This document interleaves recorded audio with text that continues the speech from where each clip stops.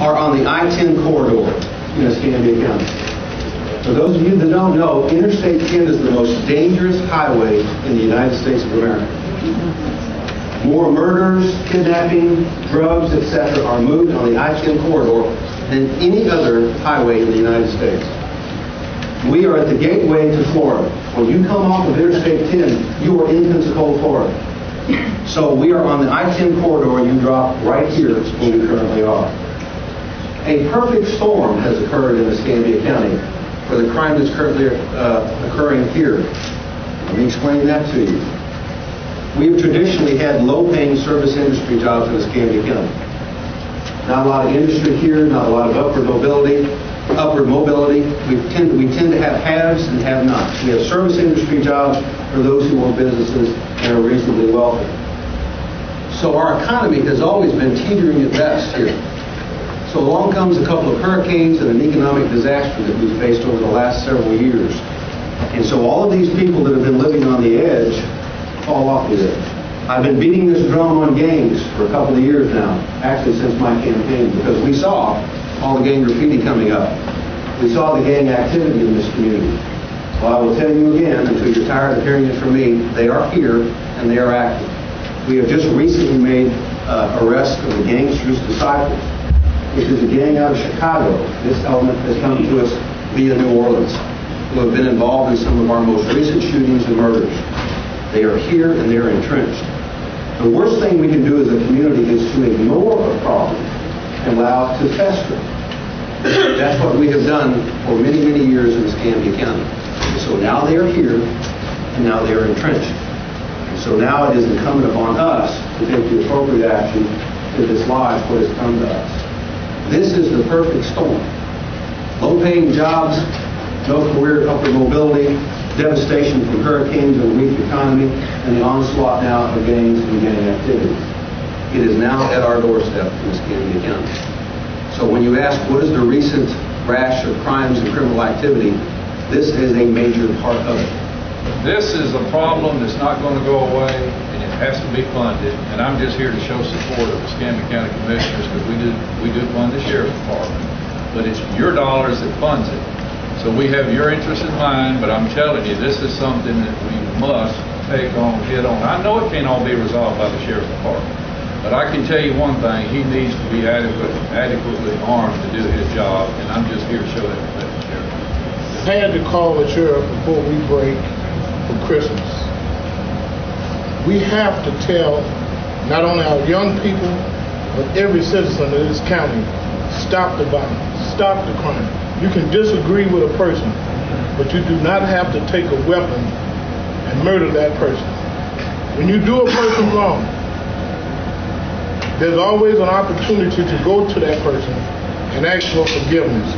But once you take a person's life, that opportunity is gone. We have young men right now that's hiding out in our community because they got an arrest warrant on them for murder. Ladies and gentlemen, those people need to turn their steps in and stand up and face the responsibility, because they have took another person's life. I moved here 13 years ago, and I love Pensacola. I would tell everybody come here, I love it. But I feel Pensacola has become dangerous lately. Me and my wife are thinking about moving out to Milton area because we just feel Pensacola is too dangerous. I'm in the city, in the Highland Terrace neighborhood. I don't know if you communicate with the chief of police, but the Highland Terrace, this neighborhood, if y'all want to know a neighborhood where there's drug dealing activity and a lot of young people, all hours of the night, the Highland Terrace area. I left Pensacola in 1978, and I moved to Texas. Unfortunately, when I came back, I found out Pensacola was disconnected. And ladies and gentlemen, this connection in Pensacola is not law enforcement, it's families. Amen. 54% of the families in Pensacola is a single parent operation. And as a result of that, single parent is working themselves to death, They are not disciplining their children. Our educational system is malfunctioning, and I promise you, I don't care how many deputies you put on, it's not going to change until we change the philosophy of family. I'm old enough, and people accuse me of bringing history into it, and I'll do that readily. But I'm old enough to remember when there were some serious loitering laws in the city of Pensacola for black people. Y'all don't want me to tell you about that. But if there was a way to get people off the street then, we can get them off the street now. Even if we put the same law in place or something similar.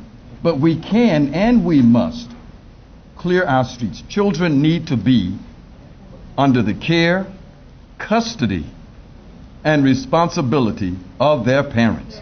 I think that what we need to start looking at is an ongoing comprehensive economic development program, because we see in every community where violence and crime and hopelessness have taken hold, it's based in a belief that the economic opportunities for growth are not there.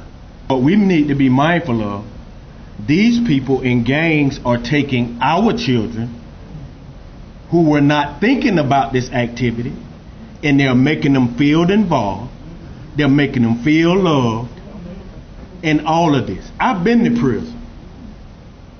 No love shown. But I can get out of prison and I'll be doggone if every joker that's still involved in criminal activity, they're going to make sure I got what I need when I hit the street again. Love is the strongest force, and not by word but by action. Today just to offer myself. I'm here to offer me. I've been on the same side, me and Nicosi Jones were friends together. We came up out there in the streets. I've been to the penitentiary 3 times. I shot people, I robbed people, I took drugs, I sold drugs, I did it all. I know both sides, just like he said. But I'm here just to offer me, my time. I ain't no talker, I'm a walker.